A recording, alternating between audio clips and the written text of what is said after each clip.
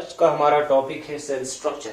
Cell structure में क्या आता है, सारे इंडिविजुअल कंपोनेंट्स जो भी सेल के अंदर होते हैं वो सारे मिला के एक प्रॉपर एक सेल स्ट्रक्चर बनाते हैं। ठीक है, तो यहाँ पे हमने लिखा cell structure comprises all the individual components with specific functions.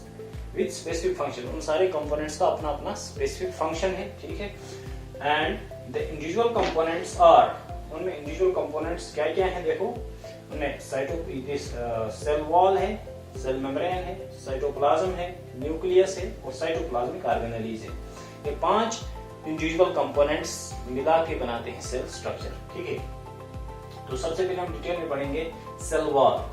Cell wall, this cell wall it is most prominent part and outermost covering in plant cells।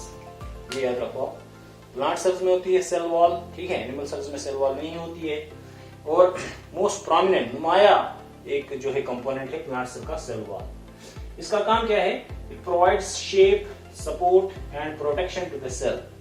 ये सेल को एक प्रॉपर शेप देती है, सपोर्ट देती है और प्रोटेक्शन देती है फ्रॉम एनी मैकेनिकल इंजरी। ठीक है, ये याद रखो दो पॉइंट्स।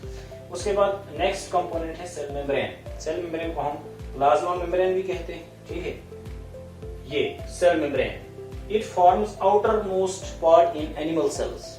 ये एनिमल सेल्स में जो है आउटर कवरिंग बनाती है।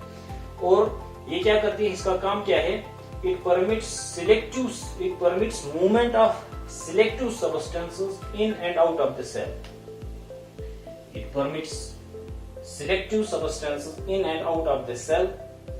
ये चूंकि ये पोरस होती है, ठीक है, इसके बीच में स्पेसेस होती हैं, पोरस होती है और ये क्या करती है, ये अलाउ करती है कुछ ही सब्सटेंसेस को सिलेक्ट करके, ठीक है, अंदर जाने के लिए, साइटोप्लाज्म के अंदर जाने के लिए या सेल से बाहर जाने के लिए। ठीक है, जो सब्सटेंसेस साइटोप्लाज्म में होते हैं उन सारे सब्सटेंसेस को बाहर जाने नहीं देती है, कुछ ही सब्सटेंसेस को सिलेक्ट करके बाहर जाने देती है।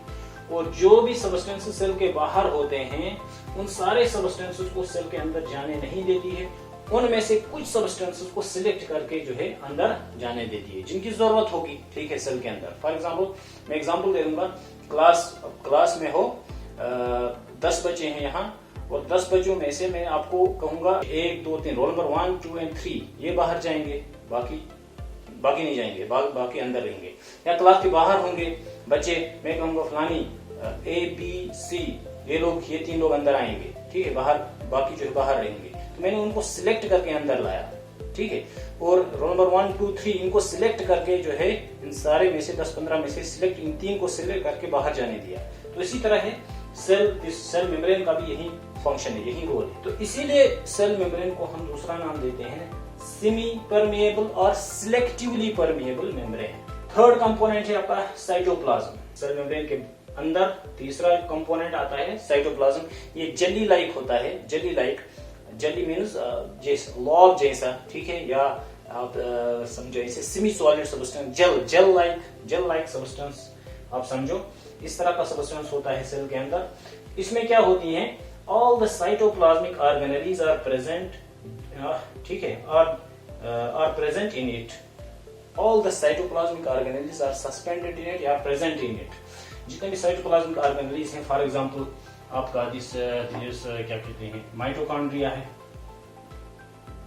ये माइटोकॉन्ड्रिया, ठीक है, ये है आपका दिस गोल्गी बॉडीज और गोल्गी अपैरेट्स भी कहते हैं, गोल्गी कॉम्प्लेक्स भी कहते हैं, या आपका एंडोप्लाज्मिक रेटिक्यूलम, ठीक है, ये वैक्यूल्स, इसी तरह क्लोरोप्लास्ट, इन सब को हम कहते हैं cytoplasmic organelles. Those organelles which are present, those components which are present in the cytoplasm, they are called cytoplasmic organelles. ये इसी साइटोप्लाज्म में सस्पेंडेड होते हैं। तो इनका इंडिविजुअल साइटोप्लाज्मिक ऑर्गेनेली का इंडिविजुअल अपना अपना फंक्शन है, वो डिटेल में आगे पढ़ेंगे। उसके बाद नेक्स्ट फोर्थ कंपोनेंट है मेन कंपोनेंट न्यूक्लियस। जनरली हम इसको डिपिक्ट करते हैं एट द सेंटर, जनरली, ठीक है, लेकिन ये सेंटर में भी हो सकता है, पेरिफेरीज में भी हो सकता है, दाएं बाएं ऊपर नीचे भी हो सकता है, ठीक है। इसके इर्द गिर्द जो है अपनी मेम्ब्रेन होती है, न्यूक्लियर मेम्ब्रेन या न्यूक्लियर इन्वेलप होती है, और इसी न्यूक्लियर इन्वेलप के अंदर क्या होता है, it contains genetic material, genetic material in the form of DNA. देखो इस तरह एक लंबा थ्रेड लाइक स्ट्रक्चर होती है जिसमें जीन्स होते हैं, ये है डीएनए,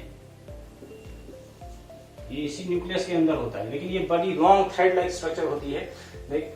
तो उसके बाद क्या होता है, इस लॉन्ग थ्रेड लाइक स्ट्रक्चर ये कंडेंस होके बनाती है क्रोमोसोम।